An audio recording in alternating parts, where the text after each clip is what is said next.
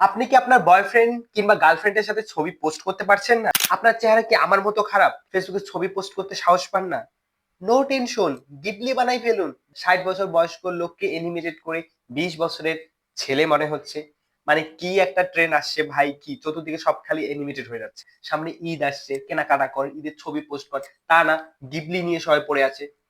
কি পাইছিস তোরা ওইটাতে? হ্যাঁ, তোরা যে ছবিগুলো পোস্ট করতেছিস, তোরা কি নিজে নিজেকে চিনতে পারছিস? না মানে, তোদের আইডি থেকে যদি পোস্ট না করা হতো তাহলে তো আমি চিনতেই পারতাম না যে এটা তোদের গিফলি।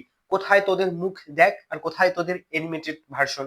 বড় বড় আদামরা, বেডা বেডি, বয়স্ক লোক সবাই মিলে নামে পড়ছে, কাজ নেই কোনো।